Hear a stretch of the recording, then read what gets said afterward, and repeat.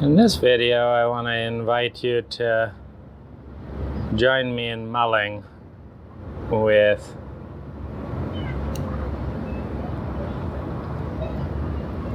one of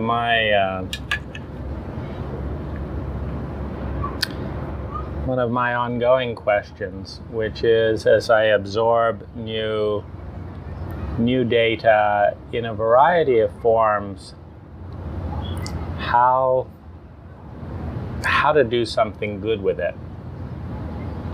And you're joining me here at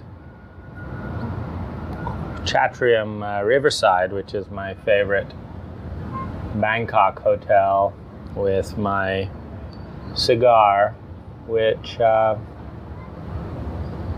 it does something to my head. I like the fact that it's pure tobacco. I think there must have been some reason that Native Americans chose to smoke tobacco, because it's a foul taste, it's a foul smell, and the limoncello that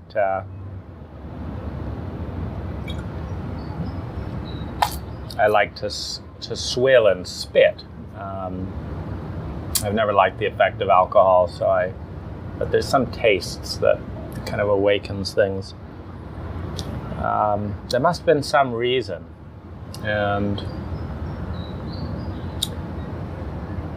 my sense is that there's a part of our brain that opens up with pictorial knowledge, with inspiration and imagination, that leads to different places than our lineal brain. And regardless of the accuracy of the story of my lineal brain about this experience,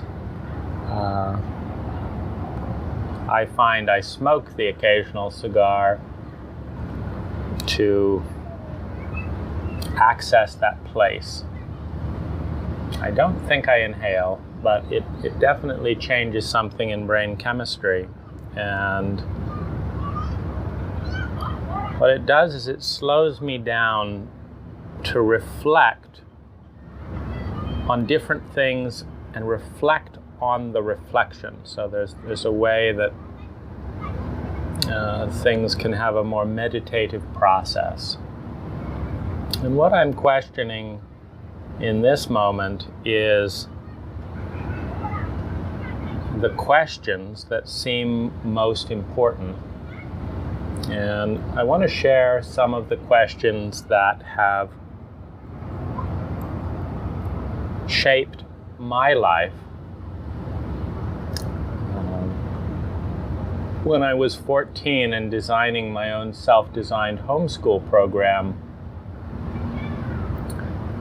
the question I asked myself, based on what I could see going on around me, were what human talents would, if I developed them, be most useful to this world, to human beings, over the next 100 years. And I would say that of all of my answers, I picked 6 subjects to study and develop. Grounded imagination is the most important. Now, there's fantasia, there's fantasy, there's the wonder of imagination, often dismissed as just imagination. But this wasn't the kind of imagination that I thought would be most useful. What I thought would make imagination useful was the ability to cross-reference hundreds and thousands of patterns and ideas to see which touched on as many values as possible with the least amount of energy and cost, and were actionable immediately, or at least immediate action was part of the value.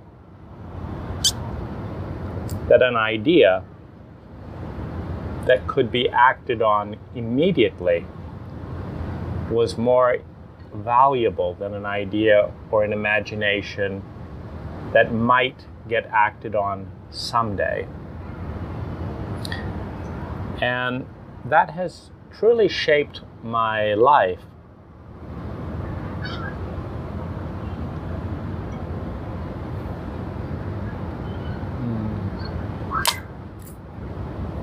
Including this video, which would not be happening had, among the hundreds of thousands of thoughts coming and going, I not had the idea of, among all those thoughts, making this video.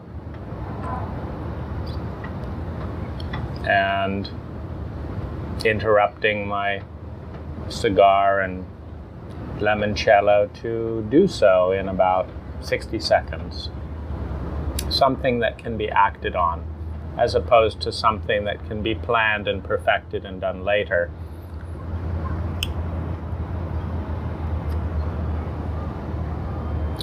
One of the other, and I say that this is an important talent, it's an important question.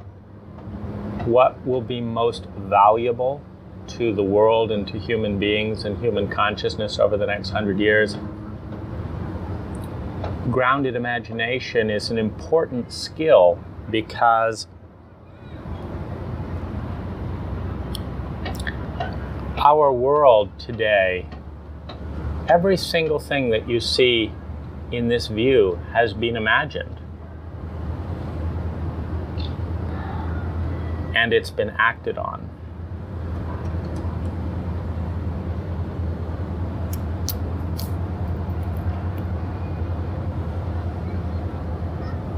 The whole city, imagined and acted upon.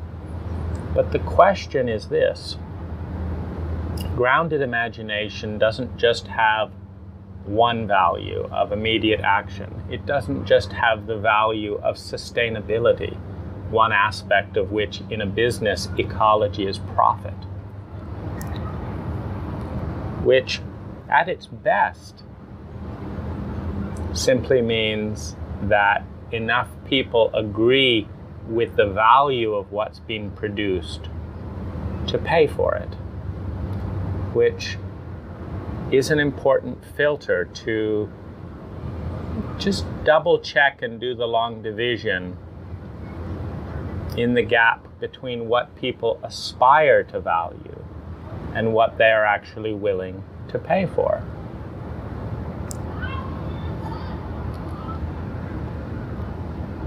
Everything that you see in this picture has been paid for by someone who had a wide range of things they could have done with that money. But the question is, how much of what we see behind us has been paid for due to ignorance, due to the limitations of what could have been imagined, but was not imagined, and thus was not presented as an option, in this case, in our ecology of money, to be purchased.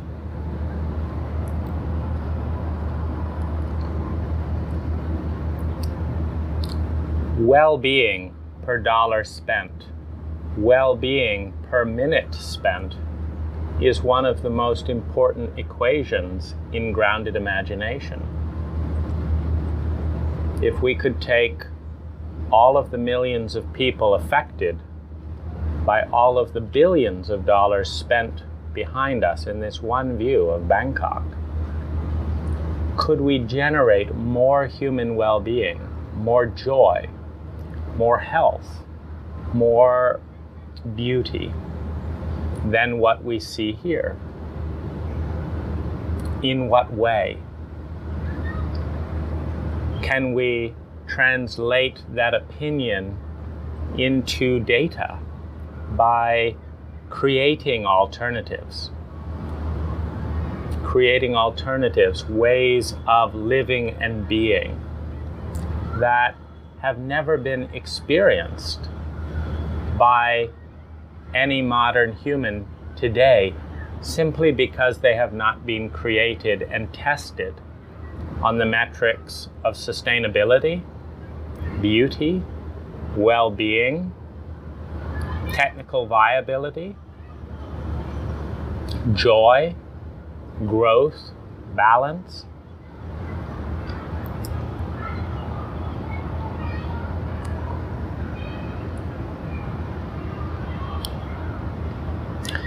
We do have an enormous amount of influence on our lives. And perhaps the most important question is which questions, when asked, answered, and acted upon, can propel us towards a future of more well-being on all levels, emotionally, mentally, physically, financially, logistically, environmentally, than our current trajectory.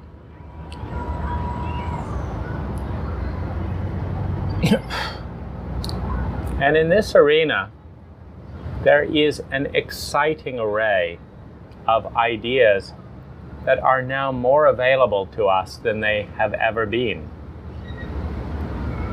I've listened to 600 books on Audible in the last 6 years for a mere $6,000. That's more than 4,000 hours of amazing ideas transferred from the cloud to my phone in seconds, with very small units of energy, with no trees destroyed. And not only that, but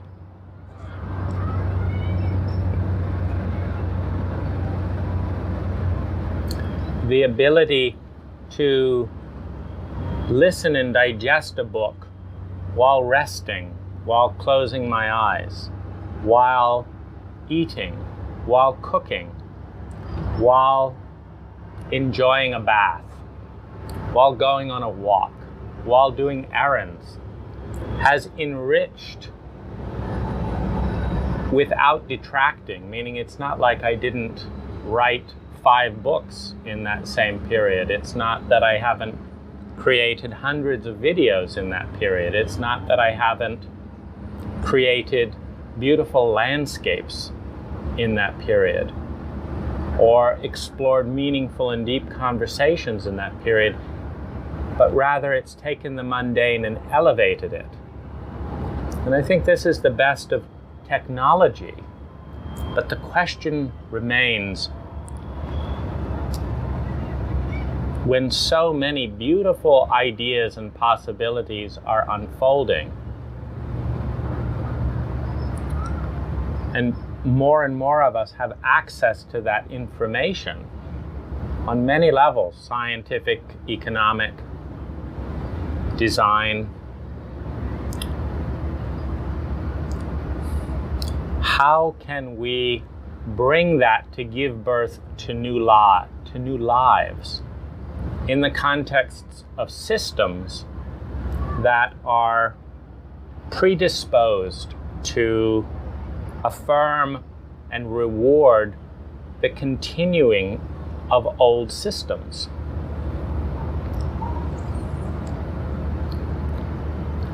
In Marin County, where I recently purchased a piece of land, I was told that it would take 3 years and $30,000 to create the permits and get approval for a home I didn't want to live in, that according to my engineers would be over-designed by 50%. And the county, who claimed to represent the good of the county, informed me that regardless of the fact that all of my neighbors were encouraging of the house I wanted to build, that didn't matter, that the actual benefit to the neighborhood didn't matter, that what mattered was the abstractly defined benefit to the neighborhood as defined by the county. When we live in this world where what actually matters is blocked by the idea of what matters, and when they have no relationship with one another, or the relationship becomes tenuous at best. Like, would my neighbors appreciate me building a $30,000 community structure that they all enjoyed and voted on, including a library of books, including a free juicery of organic drinks for refreshing, including a community discussion on how to get to know one another as neighbors and do more ride sharing, more dream sharing, more goal sharing, more collaboration. I don't think any of the neighbors would have voted for the permit process that was supposedly for them. Certainly not said, let's give $30,000 to that and nothing to the community. And yet that's what we have. And the problem with bureaucracy is that once it's in place, it is self-referencing and self-sustaining. None of the employees working at the permit agency are going to vote to eliminate their jobs, despite the fact that they are sapping community well-being to sustain themselves, as opposed to contributing to community well-being in any kind of an efficient manner. No one in that agency is saying,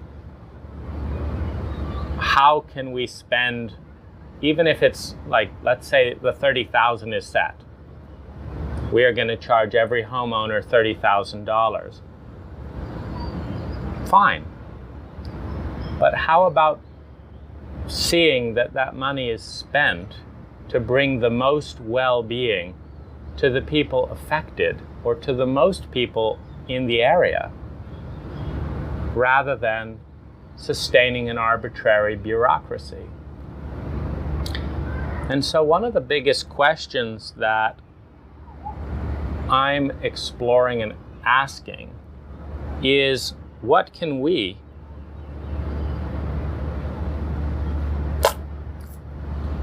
what can you and I do to bypass a structure that we could easily burn ourselves out trying to evolve or grow?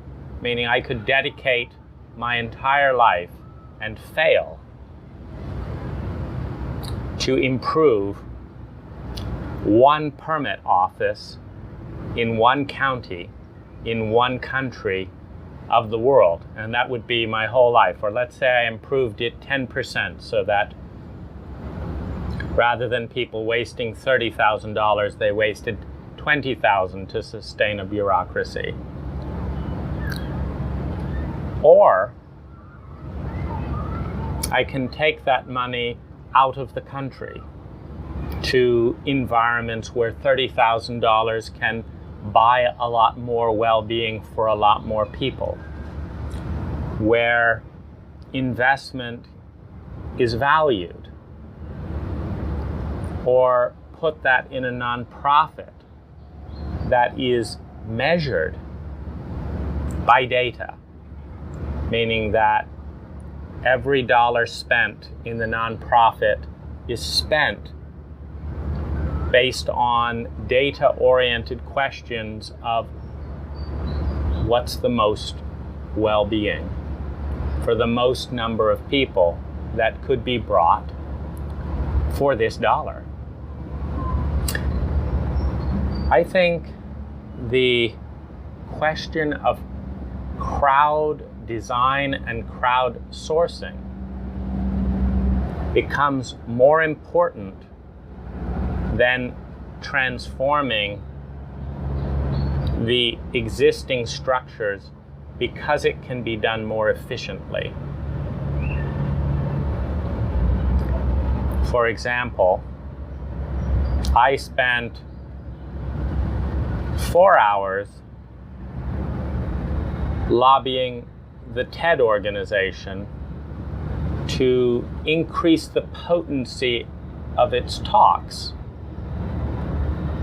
by allowing and inviting every speaker below every talk on every app to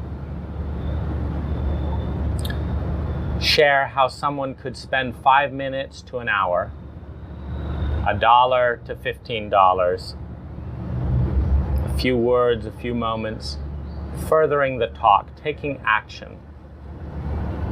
And I got nowhere. The same 5 hours has allowed me to put TEDAct into motion, a volunteer platform that allows every TED speaker to do exactly that. 5 hours and nothing, 5 hours to create something new. As technology empowers us, as knowledge empowers us to have more and more potential freedom, I think that the questions that are most important to you and I as individuals in terms of the kind of future we create over the next 100 years is how do we communicate, collaborate, and leverage large quantities of small ideas or small projects into action in a collaborative way, where you and I can each spend a few dollars and something happens that would never have existed inside the bureaucracy of the day. That would never come to being if any one person had to quit their job, had to devote their life, but that every one of us, or it's not even every one of us, that 1,000 people might love to put $100 towards and create something that enriches those 1,000 people's lives significantly more than $100 could buy in any other way, than 10 DVDs could buy, than a year of Netflix, than something else. I think one of the most important things we have to look at is the inefficiency of a market economy that needs to build so much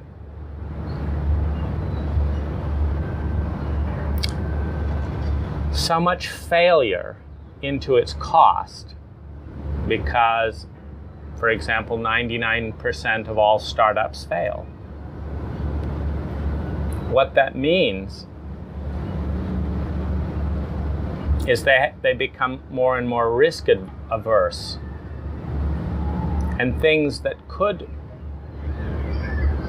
be very good and are absolutely going to generate well-being are not created because the profit is uncertain.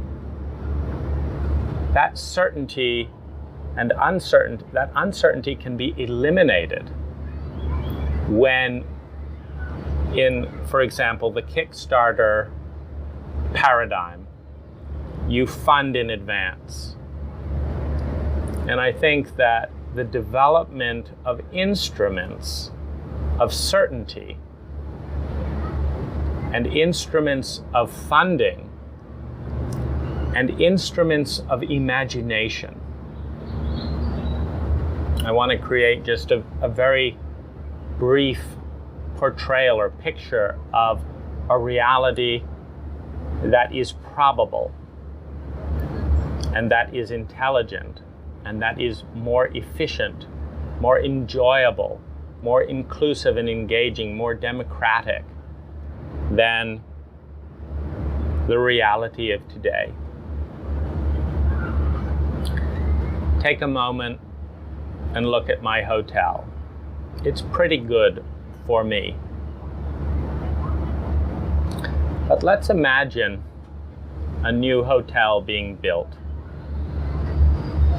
in our favorite city, in our favorite destination, in which the software of design is open sourced, and in which you can fund the development of that hotel, fund the ownership of that hotel to whatever degree you want, that you can participate in nominating design suggestions, that everyone can participate, and that those can be voted on by all participants. And that the hotel is built by the people most passionate about designing it by definition, because they're doing it for free. And that receives the most votes. And that is prepaid by the people who want to stay there. And is funded eliminating banks. And that you can go to a hotel that exists nowhere else, that you participated in designing, participated in funding, participated in designing the menus, and participated in the criteria of staff hiring. Maybe for you, having people that speak English and love to talk about philosophy and being able to have philosophical conversations with every one of the hotel staff is more important than the respectability of their attire. And so we have the disheveled philosophical hotel with as good service, if not better than any other, but where the emphasis shifts from appearance to the quality of engagement, and where we go and spend a month and come away enriched with the ideas that are migrating, and that not only that, a hotel with that theme is going to attract other guests who appreciate that value, and where there's a guaranteed clientele. Think of the value that is intangible in a design process, a funding process, a creation process, and a cultural revolution in one building. I think this is exciting. It's a way that we can take creating our own realities to another level. What are some of the other questions that I think are relevant and exciting for the day.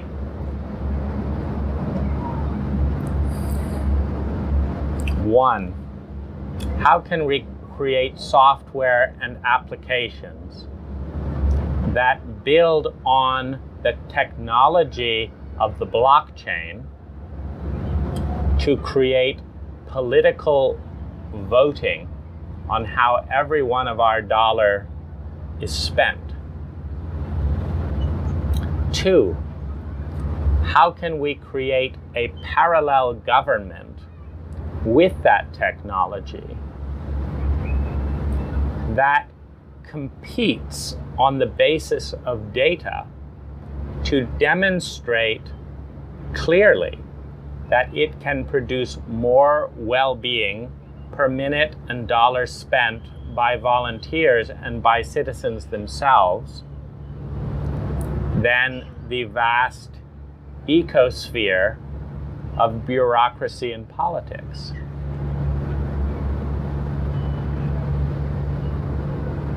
When the entire country is on board in the parallel government and seeing higher and higher returns, I don't think that population will vote for higher taxes in the old government, but rather higher taxes and contributions to what is working more effectively. And perhaps in the dynamic of healthy competition, the old bureaucracies, determined to keep their jobs, will step up to the plate. Wonderful. It's just about creating more well-being per dollar spent, per minute invested, for more people.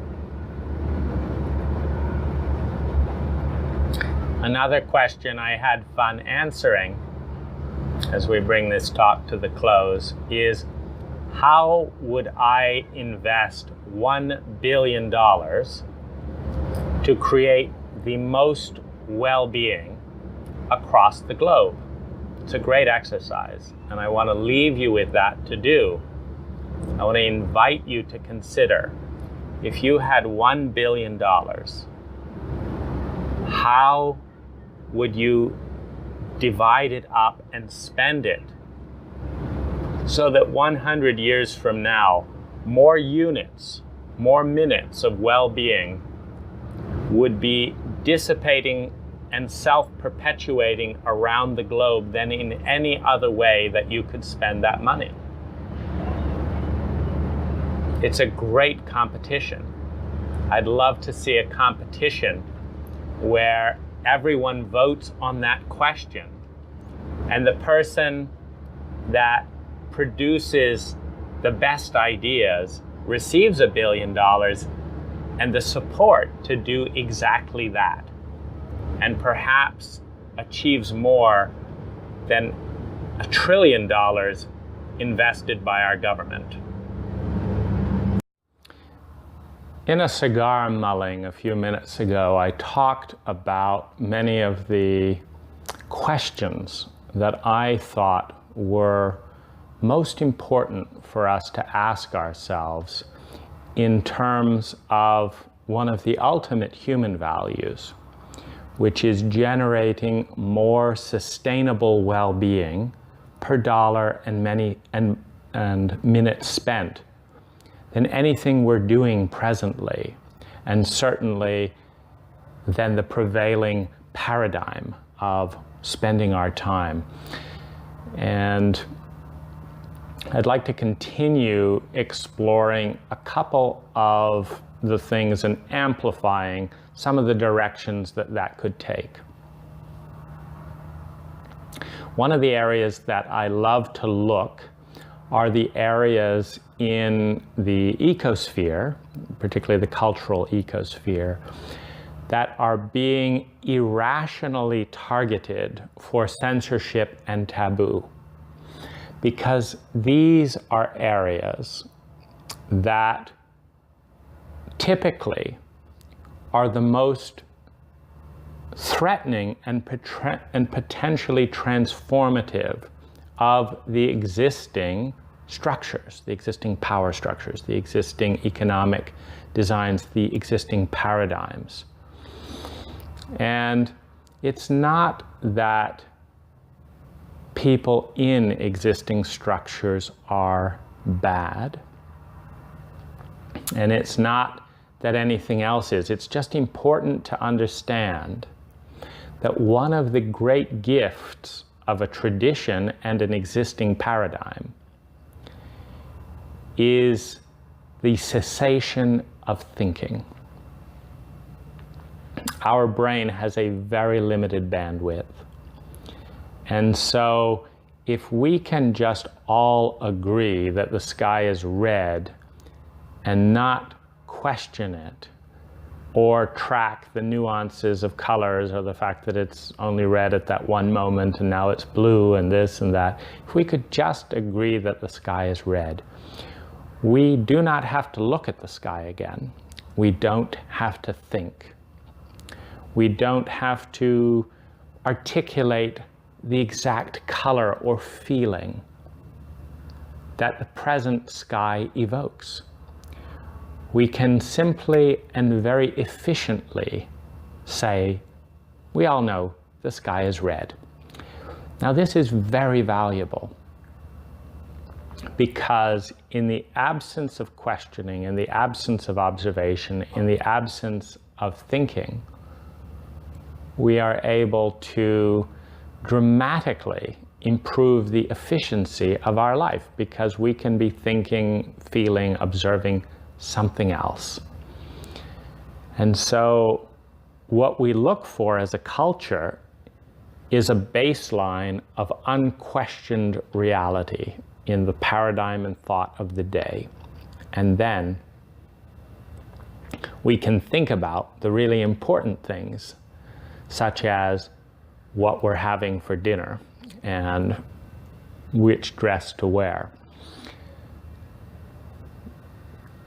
Stuff that feels too overwhelming to think about if the entire nature of reality, if the entire paradigm of the culture is up for discussion, because those truly are more fundamental to survival. So there's a value in the traditionalists, and there's a value in the generalizing that says, let's just agree that the sky is red and just not question that, so that we can get on with this other point that we want to question. Knowing that and having compassion for all of the disgruntled and disgusted people that have yet another bit of data to process, and understanding why this is why inaccurate, terrible and inefficient programs and ideas persist well beyond their evolutionary point of benefit, where they're no longer the idea that's bringing us forward, they're now the idea that's holding us back from an even better idea. Let's go forward and talk about some of the great ideas and things that I think have a chance of dramatically improving well-being. So I think one of them is applications that bring units of individuals together to track and commit to mutual well-being. That in the obsession with independence and individuality and autonomy and the choice of consumption, that we've gone from our nature as interdependent social species to this fragmented state in which many of us cannot say that a single person knows what we think, what we feel, how and why we are acting, and could understand who we have become and why, let alone accept, love, and cherish that.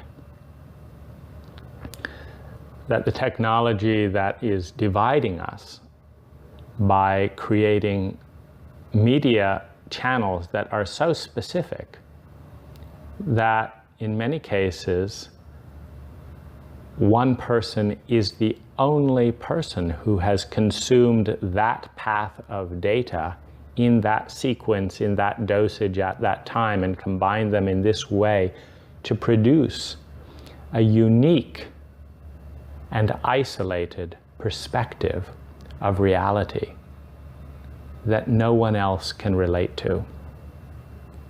That bringing that technology and that skill to create applications where we can track one another's well-being, the well-being of people we care about, mentally, emotionally, financially, physically. That we can know that someone in our circle on a 1 to 10 scale has just dropped from an 8 financially to a 2 and is in the red zone. And we can click on that and read why. They just lost their job and their car broke down and their credit cards are maxed out. And they're feeling so discouraged, they're collapsing rather than going out and getting a new job. This is someone in my circle. I know what's going on. I see, and they've said what would help them out of that. You know, you can help with the depression. What would help them out of the depression? Is it praise? Is it encouragement? Is it a book? Is it a massage? Is it a hug?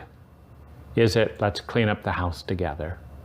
Let's work together to get the well-being of those people in our circle back to acceptable levels. 2, platforms of collaborative design.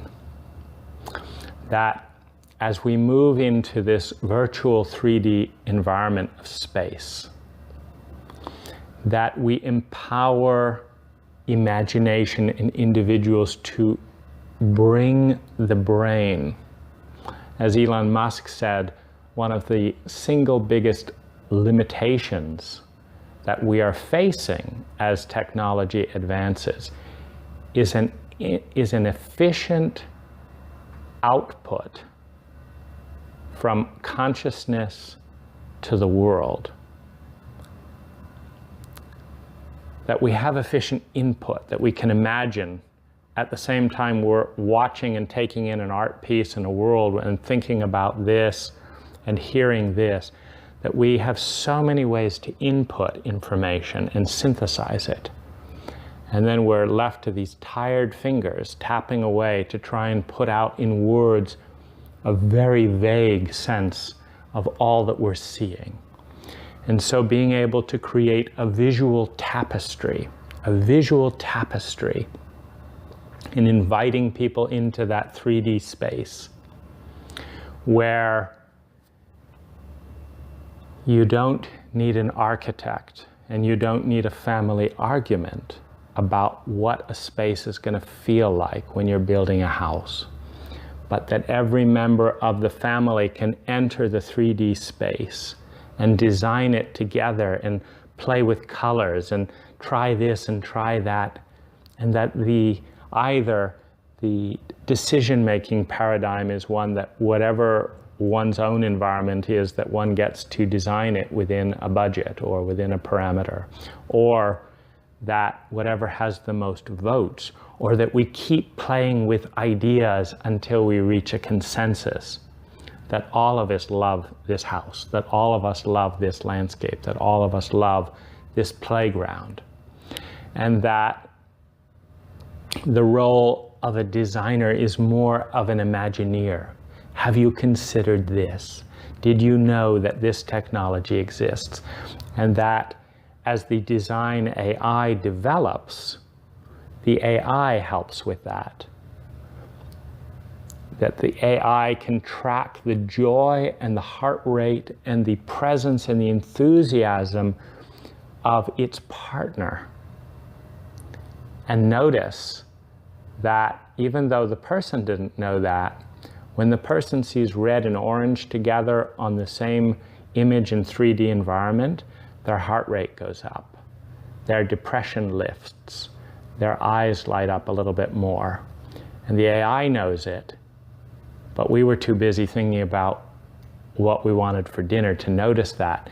And so the AI can bring in, how about some red and orange here? Well, that's a little bit unconventional and all that. Well, is your depression, is your mood, is your joy more important than the tradition in this environment? And with data and with more conscious choices that we design more together. When groups of people, a lot of the data suggests that when a group gets beyond 75 to 150, it can no longer cohere and have the intimacy required for easy cohesion. Because when a group gets too big, the reality that is real for this group over here becomes too separate from the reality that's real to this group over here, because they're living effectively in different worlds. There's not enough overlap in shared experience for them to have a shared reference to be able to build on.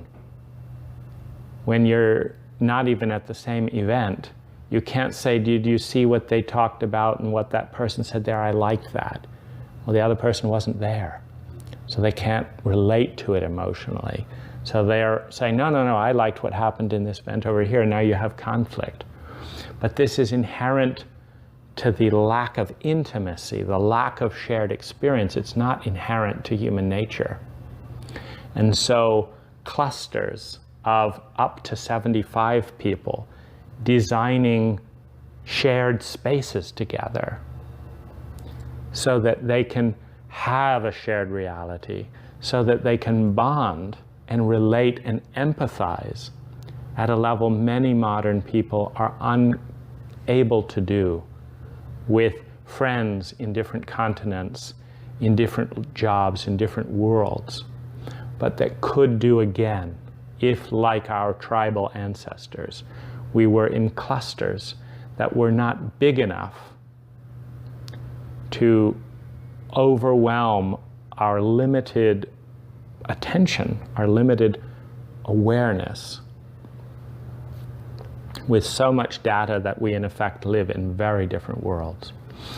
Could groups of 30 to 75 with shared values start co-creating communities in land or in developments from scratch, based on values, based on data, based on a conscious culture that promotes health, well-being, economic sustainability? Can we, for example, fuse communities with app data that tells us exactly what the mental, emotional, financial, and logistical well-being and pain level is of everyone in our community, and what's going on and what can be done about it, with a commitment that when anyone in our community is in pain, all of us will do what we can, knowing instantly, knowing the cause, knowing where the pain is. Is it financial pain? Is it health pain? Is it depression? About what? And can respond. I think creating pools of money, pools of time and money for group well-being is another beautiful design project that we can say, let's each contribute $100. So here's $10,000. And this pool aims to kind of eliminate the most physical suffering in anyone in our city. So let's start gathering ideas. Let's start gathering votes. Let's start looking at the data. Let's start gathering data. If we spent 1,000 here, we could help all of these people get a free copy of Think and Grow Rich. Let's do a little data. Would that work? Can we do a prototype? Can we talk with one homeless person and see, is that going to help at all? No, that's not going to help. What would help? Let's engage with the pain and friction and frustration around us and collaboratively share resources based on data, not dogma. And let's develop a track record. Let's develop a track record of contributing ideas, voting on ideas, voting them up, spending money, gathering data about the input, about the output, pooling and sharing that data with the world. In our city, we tried 10 different ways to help homeless people to feel like they belong in this culture. And we tried this, and it cost this amount, and it had this effect. We tried this, it cost this amount, and took this number of hours, and it had this effect. We tried this, it had this effect. Of these 10 things, this was the winner. It costs X units of money and time to have that impact. Try it in your city and feed back the result and see if you can best it. Let's have a competition to have the most positive impact in those areas. In the areas of anomalous, I guess, those areas that are being most attacked and censored by the establishment, but which you and I are very open to and appreciative of, we can create pools of funding. For example, Rupert Sheldrake is a scientist who is exploring scientifically the limits of the scientific paradigm. In other words, he's turning a scientific gaze at science, which immediately makes him incredibly unpopular to the scientists who have a dogmatic view of science. The dogmatic view is that science is the solution to everything in all areas, and it is the one and only thing, even if that cannot be proved scientifically. The scientific view is, let's examine science, and let's examine the data, and let's grow science into something even more big by letting go of some of the dogmas that hold it back. There are people like this who are going head to head with dogmas that do not serve us as a population, but that serve the bureaucracies of the old dogmas, understandably so, that can benefit from direct public support.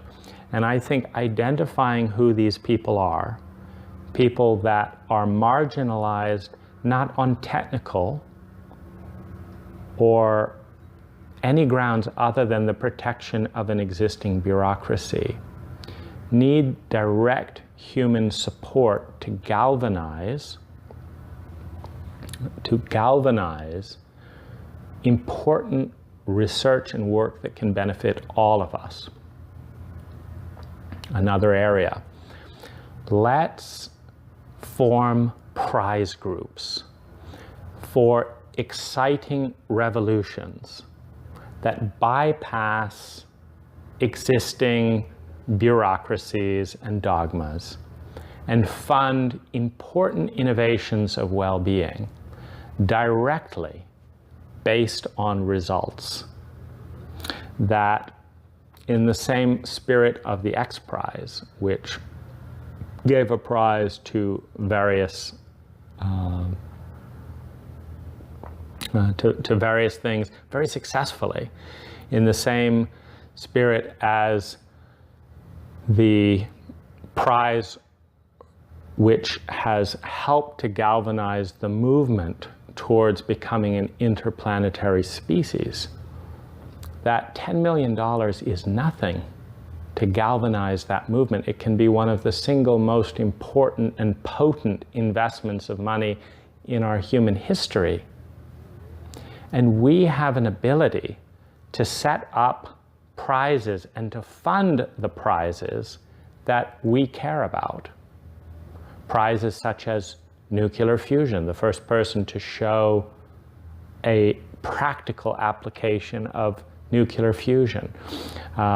Rupert Sheldrake does a wonderful job of questioning some of the 100 to 200 year old scientific paradigms and beliefs that could be holding human innovation around energy back. And so establishing a prize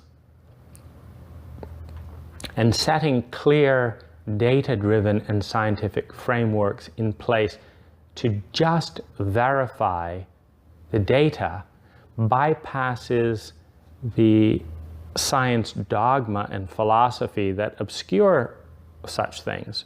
Because if you set something up that this is impossible, that there's absolutely no way it could exist in the universe, and therefore we're not going to look at it, it's a self-referencing dogma that obscures any reality that's outside of it. And this is something that both religion and science and government and dogmatists of all time have done throughout history.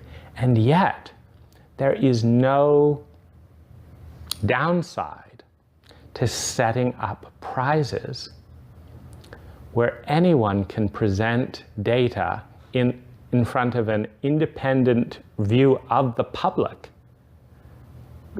Let's let go of the whole politics of the reputation of a review board and have the majority of the people who put up a prize vote on whether that's what they want to award the prize to.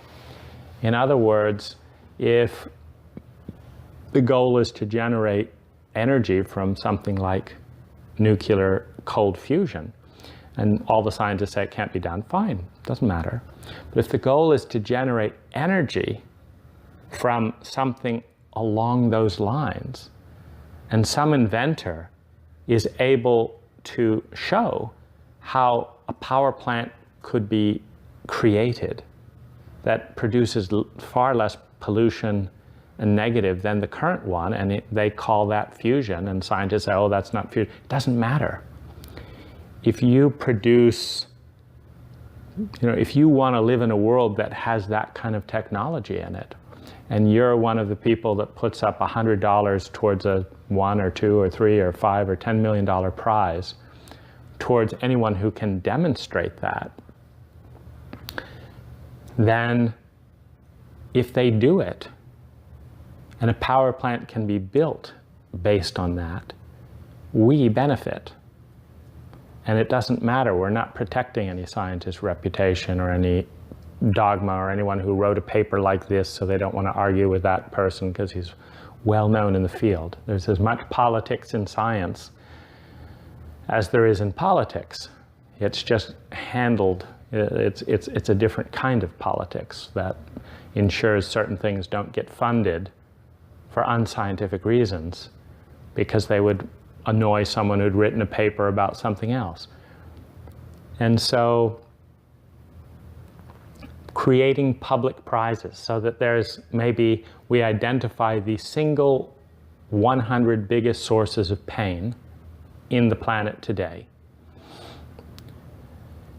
and give prizes to every citizen or group of people who makes an innovative step towards reducing that pain, and that it is measured by the population who puts up the prize money in their own experience of that pain, in their own belief in that. I think this is a potent way where less than $100 million of money, which is just 100 million people donating a couple of dollars, can revolutionize and not only the design development process, but speed up the amount of innovation that's coming into the world. A couple of fun questions that I will leave you with. What are the 10 biggest pain points in your life, and how could they be solved by design? So let's say, I'm talking about maybe it's traffic, maybe it's not being able to have the kind of conversation you want with your best friend, maybe it's a nagging mother, maybe it's the quality of food, maybe it's a pain in your liver, whatever it is. What's the 10 biggest pain points? And how could design a different environment, living in a different environment, eliminate those pain points environmentally without you having to fight and work harder to do that within the current environment? 2, if you had $1 million, how would you spend it to create the most well-being for the most people, and why? How would you gather the data? What's your formula for coming up with that?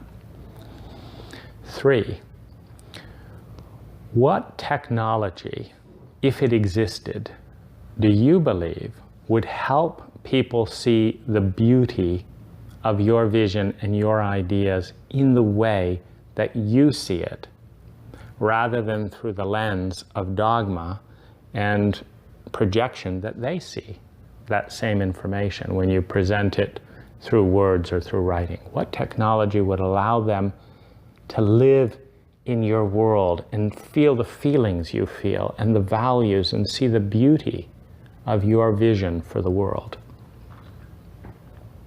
These are great questions.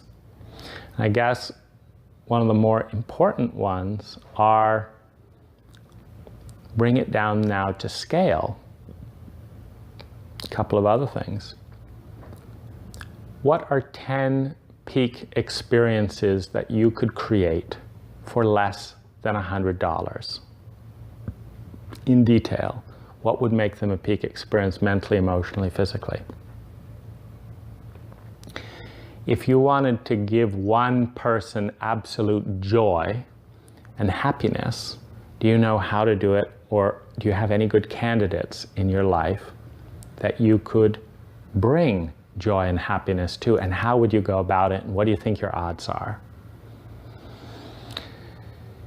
If you wanted to make the single most valuable contribution to the people you love over the next 100 years, what would you study? What would you learn? How would you live your life? And does it add up? Is that a good design that you might consider doing anything? These are all design questions. They're great conversations to have with others. And they're part of my mullings and thoughts of today. I think it's exciting, and I'm going to look forward to what I do with some of these questions in the rest of the afternoon.